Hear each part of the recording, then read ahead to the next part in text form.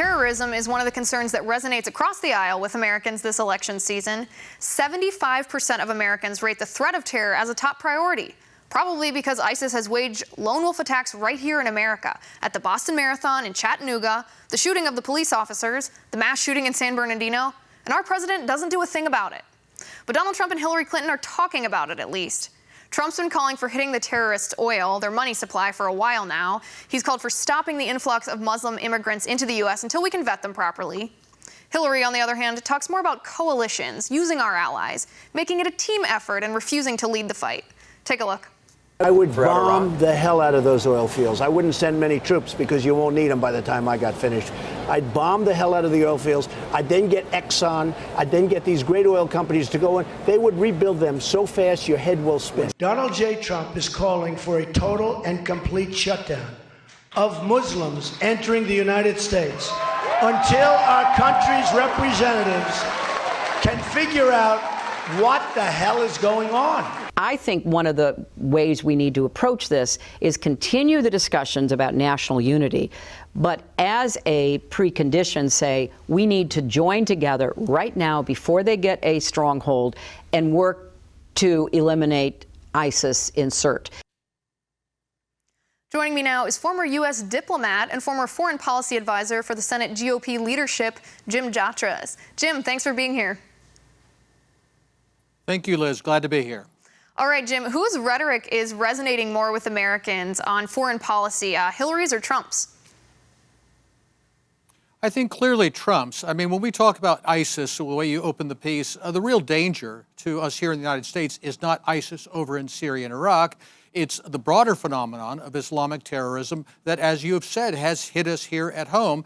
And I think Trump is willing to look at that seriously in terms of who gets into this country, do we know who they are, and what are we going to do about it, versus Hillary that is, I think, more concerned about the PC question of let's not offend anybody on the Muslim side. Let's not call it Islamic, which is essentially the same thing that we get from the Obama administration. Right. She just talks about unity around the world, about the relationships that she has with foreign leaders and not wanting to offend them. But Jim, let me ask you, terrorism is one of the concerns that people are feeling. They're rating it as one of their top priorities this election season, along with the economy, with jobs. Are people going to factor terror concerns into their voting decisions this fall? I think they will, and I think they'll put it into a broader context. I think what you're getting from Trump is across the board on when we talk about terrorism, we talk about border security, when we talk about trade, when we talk about foreign policy, is the number one question. What's in it for America? How does this put Americans' safety and Americans' interests first? Whereas I think with Hillary, we get more of what we've seen not only from the Democrats, but frankly from a lot of the Republicans, this kind of vague global agenda that says, well, we need to look at the world situation, what's best for the world, and not necessarily what's best for Americans. And I think that America First language that Trump is using does resonate with many Americans. Right, especially when he lays out a specific plan to actually defeat ISIS rather than a vague plan or saying, like President Obama generally does, things that don't match up with what we're seeing in the news and around the world. But Jim, do you expect the next president to have to meet this more head-on than President Obama has been the last 8 years? Do you expect the next president to have to make that choice to defeat ISIS? I think so, and the question of how that will be done will unfold. Remember, we still have quite some months to go to the election till January of next year when the next president takes office. You know, we have a very fluid situation in Syria where the ceasefire there appears to be breaking down largely because our so-called allies, Saudi Arabia and Turkey, are determined to support terrorist forces there. So there's a lot of water that's going to pass under the bridge between now and then, but I think when that time comes, the next president will have to look very seriously at what the situation is and what steps need to be taken, especially to defend Americans here at home. All right, and let's keep comparing Hillary and Trump in regards to their foreign policy, since this is such a priority for the American people. Jim, tell me about their stances on Israel, because I think this might be the first time in modern history where the Democratic presidential candidate is criticizing the Republican presidential candidate for not being strong enough on Israel. And I want to get your take. Is that the case?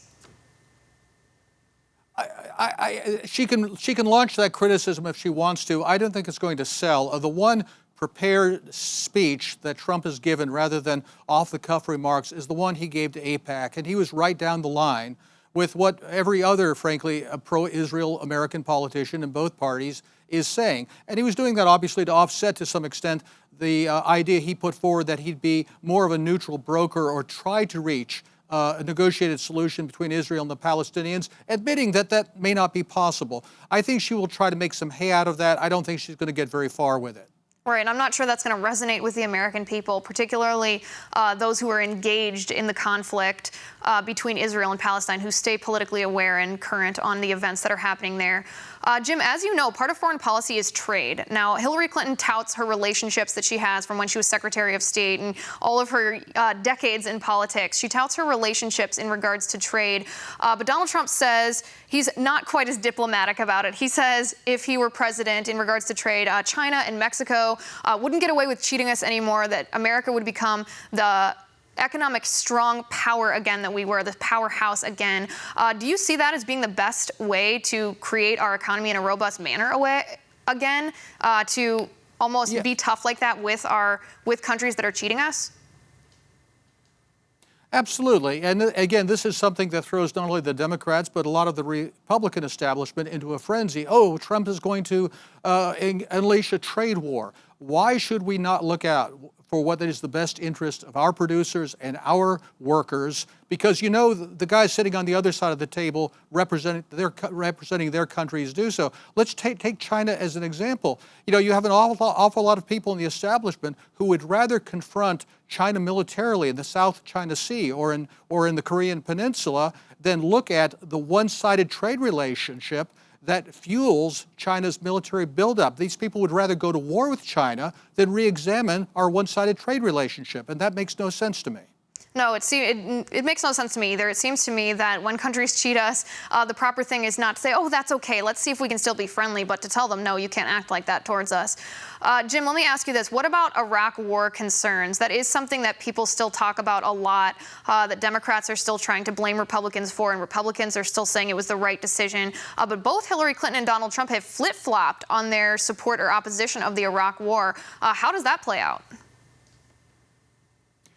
Again, I think this is something that plays to Trump's advantage. As far as Trump's position on the Iraq war, he'd said something early on that was mildly supportive of, well, I guess it's going to happen, whereas Hillary voted for it. She was a senator at the time. I think it's much harder for her to answer the question of how she supported that war. And remember, you're right, it's something that Democrats like to hit Republicans with, but I think in this case, it's Trump is the one who will be able to wrap that around her neck and especially cause a lot of those Bernie supporters to stay home, because that's the one thing about Hillary they really, really don't like, especially when you look at her position on Syria, you look at her position on Iraq, where a vote for Hillary, I would say, is the strongest pro-war vote any American can cast in November.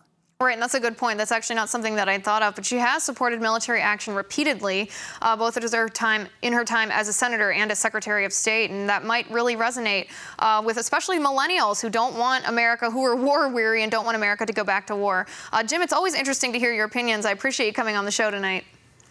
After the break, Ted Cruz and John Kasich are forming an alliance against Donald Trump, and the businessman is calling foul.